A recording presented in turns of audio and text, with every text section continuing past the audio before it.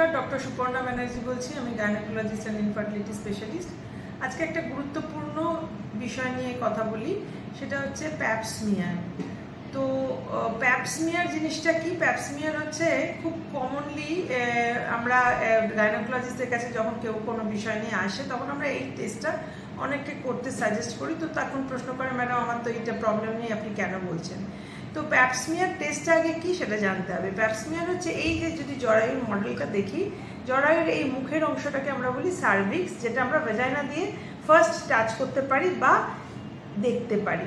এই সার্ভিক্সের অংশটাতে ক্যান্সার হলে তাকে বলে সার্ভাইকাল ক্যান্সার, যেটা is very common, specially in India. পুরো ওয়ার্ল্ডেই কমন, ইন্ডিয়ার মহিলাদের মধ্যে খুব কমন হচ্ছে এই সার্ভাইকাল ক্যান্সার। তো এর সব ক্যান্সারের তো প্রিভেনশন হয় না। প্রিভেনশন করতে পারলে ক্যান্সার আমরা জানি বেস্ট, কারণ হয়ে গেলে তো তার ট্রিটমেন্ট লাগবে, সেটা সার্জিক্যাল হতে পারে, কেমোথেরাপি হতে পারে, রেডিওথেরাপি হতে পারে, কিন্তু যদি প্রিভেন্ট করতে পারা যায় সেটা হচ্ছে বেস্ট। তো সার্ভাইকাল ক্যান্সারের একটা বড় একটা হিস্ট্রি আছে। মানে সার্ভাইকাল ক্যান্সার যখন ডায়াগনোসিস হয়, চেঞ্জ শুরু হয় সার্ভিক্সের মুখে, সেখান থেকে আর ক্যান্সার ডেভেলপ করতে একটা অনেকটা সময় গ্যাপ, অনেক বছরের একটা সময় লাগে।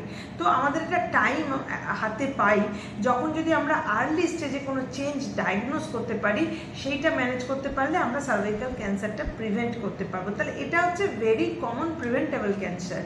তো সেই জন্য সার্ভাইকাল ক্যান্সার প্রিভেনশনের জন্য একটা প্রোগ্রাম ওয়ার্ল্ড ওয়াইড চালু করা আছে, যেটা হচ্ছে মহিলাদের যখন কেউ যদি কোনো প্রবলেম নিয়ে আসে, যে তার ব্লিডিং হচ্ছে, অসময়ে ব্লিডিং হচ্ছে মাসিক ছাড়া, বা কোনো এক্সেসিভ ডিসচার্জ হচ্ছে ভ্যাজাইনালি, তখন তো আমরা ভিতরে এক্সামিন করে দেখি। কিন্তু কেউ যদি সেই প্রবলেম নাও নিয়ে আসে, তখনও আমরা রেকমেন্ড করি যে এই টেস্টটা, সার্ভাইকাল প্যাপস্মিয়ার টেস্টটা অপরচুনিস্টিক ওয়েতে, ধরুন কোনো কারণে, অন্য কোনো কারণে এসছে গাইনোকোলজিস্টের কাছে, সেটা পেট ব্যথা হোক, মাসিকের সমস্যা হোক, কিছু একটা, তখন আমরা সাজেস্ট করি ফর দ্য রিপ্রোডাক্টিভ এজ গ্রুপে। এটা ইউজুয়ালি 25 বছরের আগে করা হয় না, 25 থেকে 50-এর মধ্যে সার্ভাইকাল প্যাপস্মিয়ারটা রেকমেন্ডেড। তো এখানে আমরা একটা স্পেকুলাম দিয়ে দেখি সার্ভিক্সের মুখটা কেমন দেখতে লাগছে।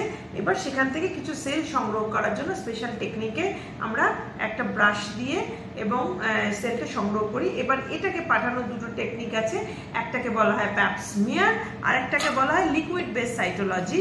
এবার দুটোই অ্যাপ্লিকেবল, যেখানে যেটা অ্যাভেলেবল আমার মতে সেখানে সেটা করা উচিত। আমাদের ভারতবর্ষ এক মহান বড় দেশ, তাতে বিভিন্ন জায়গায় বিভিন্ন রকম হেলথ ফেসিলিটি অ্যাভেলেবল। সরকার যেমন শহরে অনেক সময় খুব হাই ক্লাস ফেসিলিটি আছে, গ্রামে অত ভালো ফেসিলিটি নেই। তো যেখানে যেই ফেসিলিটি আছে সেখানে যে কোনো গাইনোকোলজিস্ট তার কাছে যখন এই রিপ্রোডাক্টিভ এজ গ্রুপের পেশেন্ট আসে, তখন আমরা সবসময় রেকমেন্ড করি যে এই অপরচুনিটিতে এই টেস্টটা করে নাও। বাই চান্স যদি প্রবলেম দেখা দিল, তাহলে আমরা সেটা ম্যানেজ করলে ক্যান্সারটা রুখতে পারবো। আর যদি কিছু প্রবলেম না থাকে, তাহলে রুটিনলি আবার 3 বছর পরে এটাকে আমরা বলি যে রিপিট করে দেখা উচিত। তো যে কোনো ওমানের কিন্তু সার্ভাইকাল ক্যান্সার হওয়ার একটা লাইফ টাইম রিস্ক আছে। তো যদি এই আপনাদের কারোর একবারও সার্ভাইকাল প্যাপস্মিয়ার করা হয়নি, আমি অবশ্যই রিকমেন্ড করব যে আপনি গাইনোকোলজিস্টের কাছে যান এবং এই টেস্টটা করিয়ে নেবেন। এখন একটা ভ্যাকসিন চালু হয়েছে, যেটাকে বলা হয় HPV ভ্যাকসিন। এটাও সার্ভাইকাল ক্যান্সার প্রিভেনশনের জন্য ইউজ করা হচ্ছে। এটা যত আর্লি এজে আমরা ইউজ করব, তত ভালো আমরা প্রিভেনশন করতে পারবো। কিন্তু এই ভ্যাকসিন নিলে কি সার্ভাইকাল ক্যান্সারের প্রিভেনশনের এই যে প্যাপস্মিয়ার, এটার গুরুত্ব বন্ধ হয়ে যাবে? না, সেটা কিন্তু না। এই প্যাপস্মিয়ারের গুরুত্ব তাও থাকে, কিন্তু এটা ডাবল প্রোটেকশন বলা যেতে পারে। যদি কেউ ভ্যাকসিন নিয়ে থাকে, তার জন্য হয়তো প্যাপস্মিয়ার করার রিকোয়ারমেন্টটা অত বেশি না, কিন্তু একদমই না প্যাপস্মিয়ার সে করবে না সেটাও না। তো আমি অবশ্যই রেকমেন্ড করবো আপনারা আজই যান এবং এই প্যাপস্মিয়ারটা করিয়ে রাখুন।